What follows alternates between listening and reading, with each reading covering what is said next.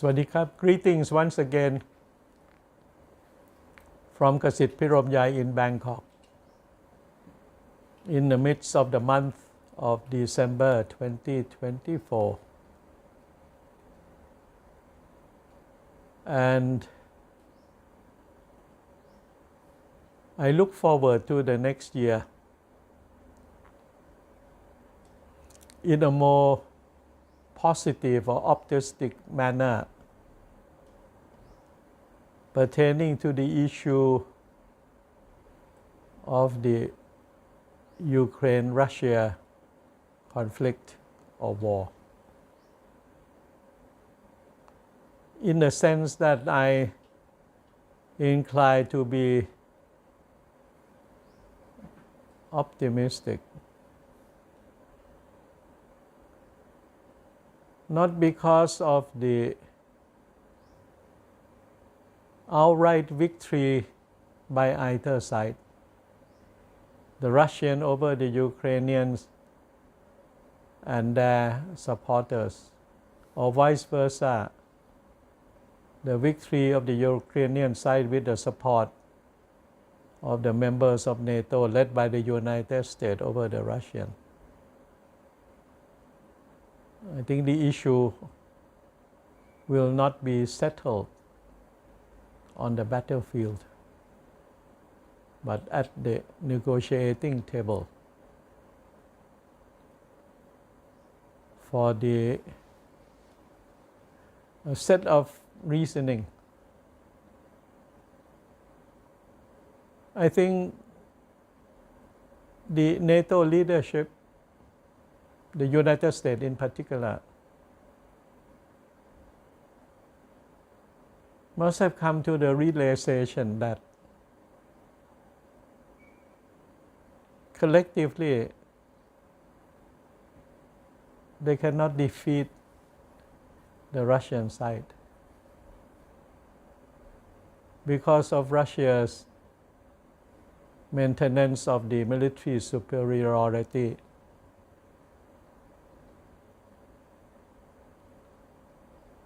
And the Russian side has been able to produce a very advanced intermediate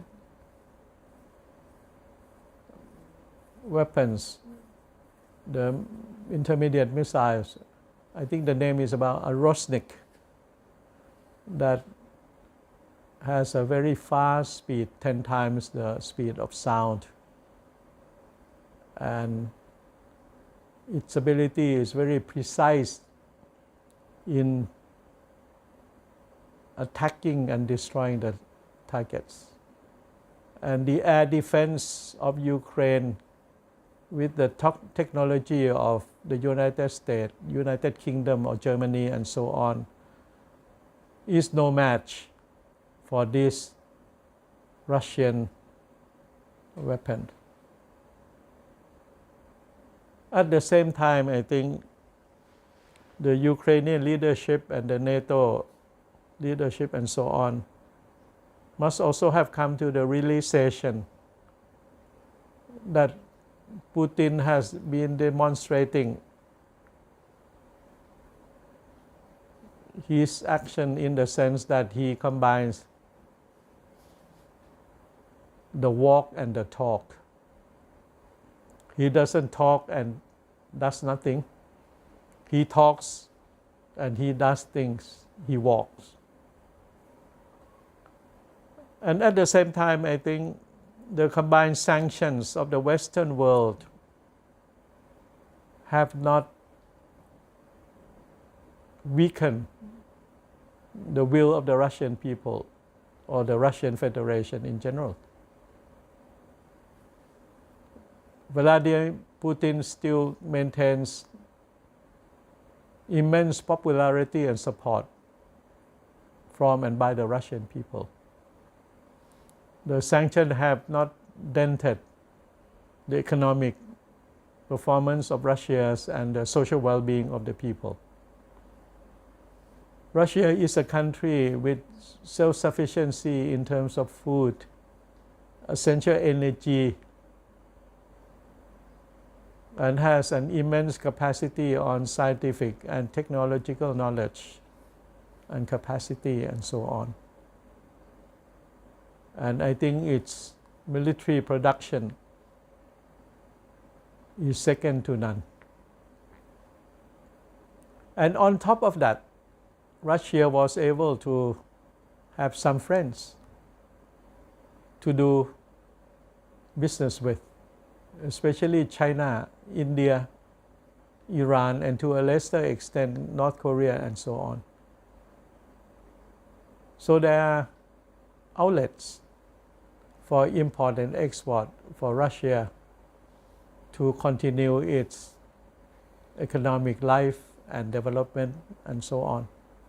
And its overall GDP growth